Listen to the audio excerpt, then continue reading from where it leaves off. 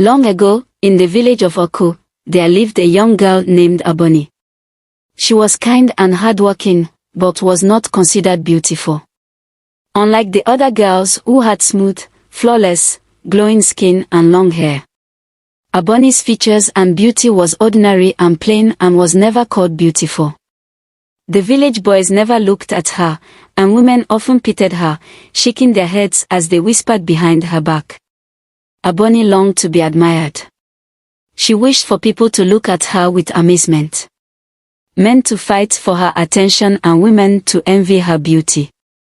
But no matter how hard she tried, scrubbing her skin with palm oil, braiding her hair in different styles, she remained ordinary and was never considered beautiful.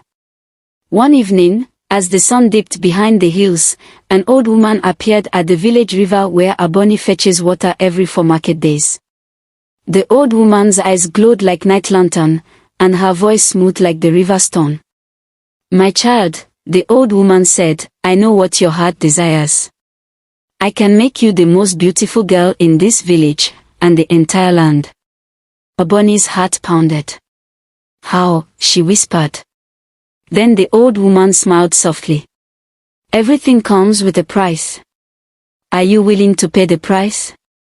Without hesitation, Abanny nodded and whispered yes.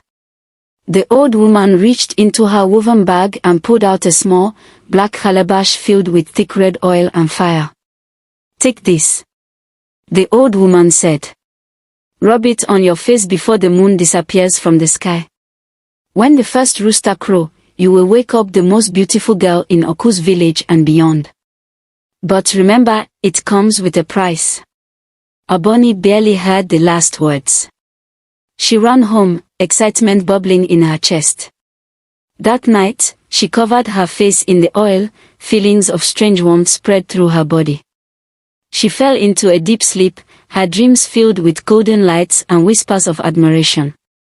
At dawn, the Oku village woke up to a miracle. A beauty that has never been seen by man before. Abanny stepped out of her hut, and everyone gasped. Her skin was as smooth as the river stones, her hair as dark as midnight, and her eyes shines like the stars. She was beyond beautiful, she was beyond magical. Men stumbled over their words in her presence, and women stared at her with both jealousy and admiration. Even Adewale, the chief's son, who had never noticed her before, could no longer take his eyes off her. Abanny's life changed. She was given the best clothes, the finest jewelers, and was invited to every festival. She no longer fetches water or pounds yam, other girls did it for her as they wished to be her. Unknown to them, Abanny's beauty came with a price that must be paid. Not too long, strange things began to happen to Abanny. At night, she heard whispers calling her name from the shadows. Her reflection in the water sometimes moves while she remains still. Then, people in the village started to disappear. First, it was the old fisherman. Then, the blacksmith's only son. Each time someone vanished, Abanny's beauty seemed to grow even more sparkles. One evening, Adewale was trying to spy on Abanny while she takes her bath in the Olumi River, but was terrified by what he saw. Abanny's reflection smiled back at her, while she was completely still in the river. Then, suddenly a shadowy figure emerged from the darkness. It was the old woman. "The price must be paid now, my daughter," the old woman's voice echoed. Abanny's eyes widened in terror. She finally understood, her beauty was not a gift from the gods. The old woman had not given her a gift, she has taken her soul and was now feeding off the souls of the villagers. Adewale rushed to the village elders and reported what he has seen.